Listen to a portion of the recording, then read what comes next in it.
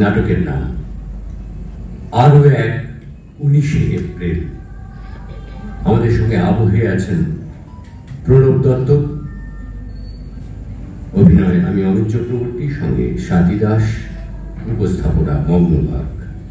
আরো এক 19শে এপ্রিল। লেখায় অমিত চক্রবর্তী।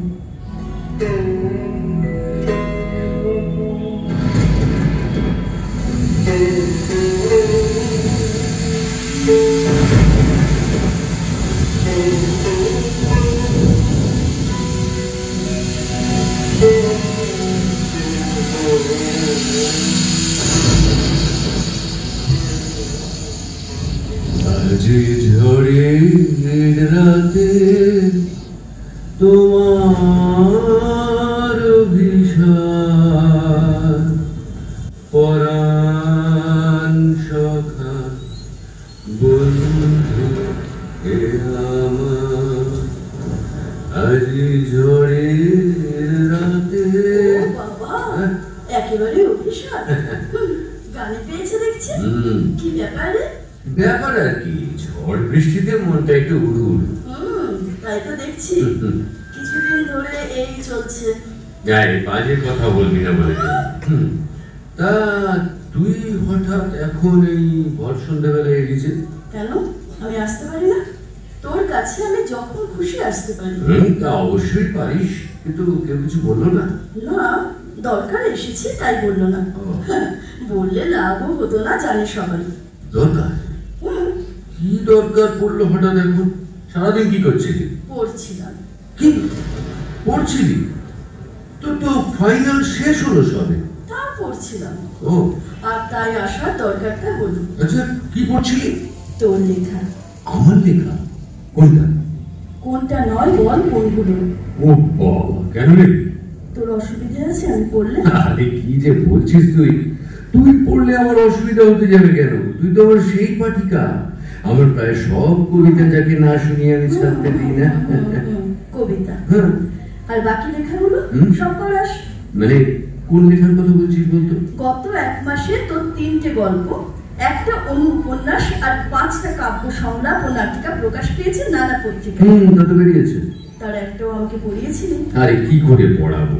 লেখাগুলো যখন লিখে দিয়েছি ওদের, তখন তো তোর পরীক্ষা চলছিল। তা চলুক, তাই বলে আমি জানতেই পারলাম না। তোকে ওই সময় ডিস্টার্ব করতে চাইনি। বাবা, তুই জানিস না তোর সব কিছুর উপর আমার প্রথম অধিকার? কি করে পারলি তুই?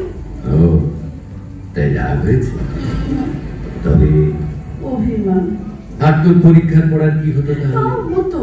তুই তো জানিস আমার মন সবসময় তোর উপর পড়ে থাকে। আমার একটা চোখ বিশ্ব সংসার দেখে আর অন্যটা শুধু তোর দিকে থাকে। বুঝলাম। কিচ্ছু বুঝিস নি তুই। হাদা কোথাকার। এই রাগও হয়েছে। তাই তো আসতেই হতো।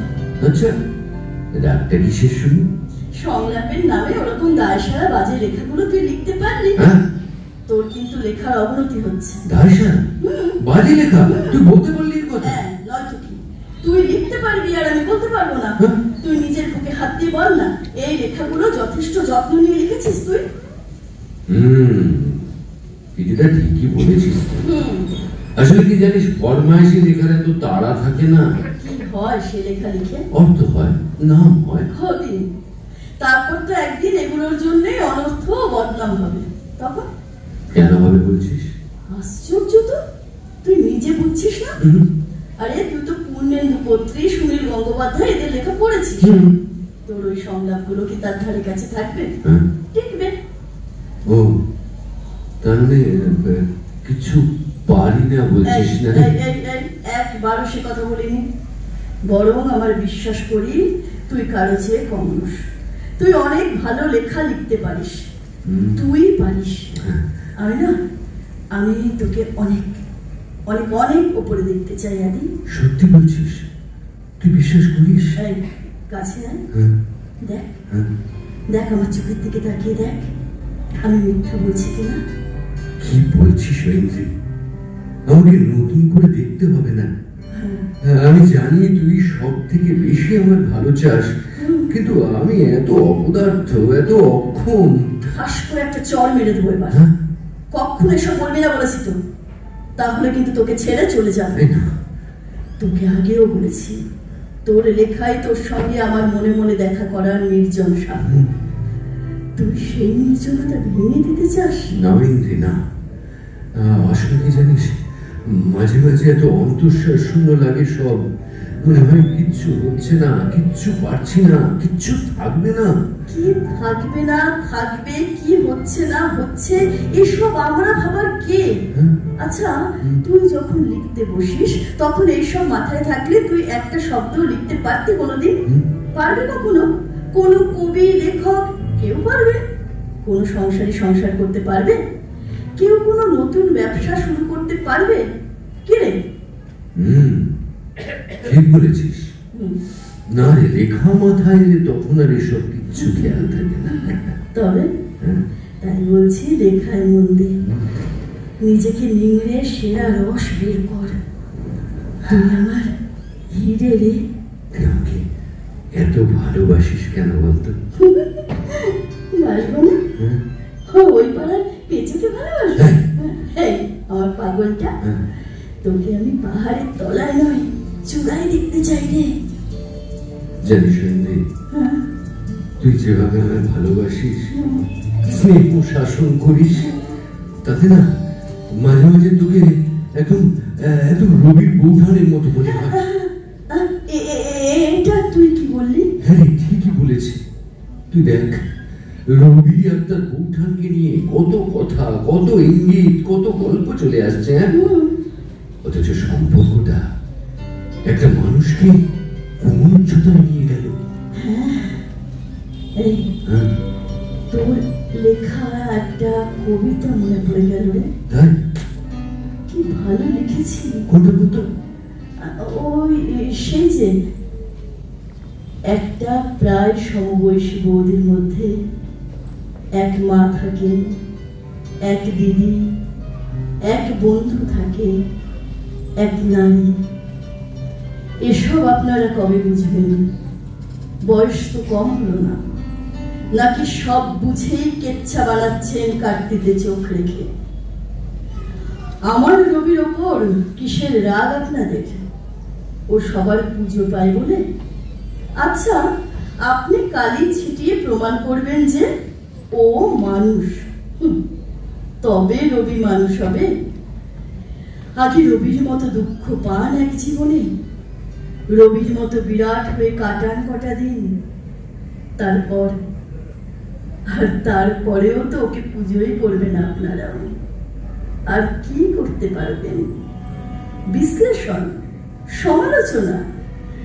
আমার কাছ থেকে তা যা পেয়েছি রবি জীবদ্দশায়, তার বেশি কারো কম নয়। শুনুন রং ছেটানো বাবুরা, আপনারা যা বোঝাতে চাইছেন তা সত্যি হলে আমি ক্যালেন্ডার থেকে মুছে দিতাম 19শে এপ্রিল। আর হ্যাঁ, রবিকে আমি ভালোবাসি, ভালোবাসি, ভালোবাসি। আপনাদের বাঁকা দৃষ্টি আর কুটকথার কালি এর গায়ে কোনো আঁচড় কাটতে পারবে না, পারবে না। বুঝেছেন? হ্যাঁ, আমি কাদম্বরী, রবির চির নতুন বৌঠান বলছি। কি ভালো বললি রে কবিতাটা। তুই লিখেছিলি যে আরো ভালো। যাকে এই আজকে কত তারিখ জানিস? কত রে? আজ আরেক 19শে এপ্রিল। তাই না? ইস, আজকের দিনেই তোকে বৌঠানের সঙ্গে তুলনা করলাম। তো কি হয়েছে? এই হারাবার ভয় পাচ্ছি? না না রে, তোকে আমি কোনো মূল্যে কোনোভাবেই হারাতে পারবো না রে ঐন্দ্রিলা। আবেগের চোখে ডাকনাম ছেড়ে গোটা নাম লিখতে ফিরলি। যাক, চিন্তা করিস না, তোর কাদম্বরী আত্মহনন করবে না, সে লড়বে না। রবির বৌঠান থেকে গিয়েছেন রবির মনে ও সৃজনে চিরকাল। তুইও তো সূর্য, আদিত্যর কাদম্বরী তোর সঙ্গে থেকে যাবে জীবন আর লিখন যুগে। খুশি? হ্যাঁ, তাহলে আরো লেখায় মন দেবে তো? দেব দেব। দেবরি, ঠিক আছে। এই শোন, এখন আসি, বড্ড দেরি হয়ে গেল রে। শোন না, কি হলো না? যাওয়ার আগে একটু আয়।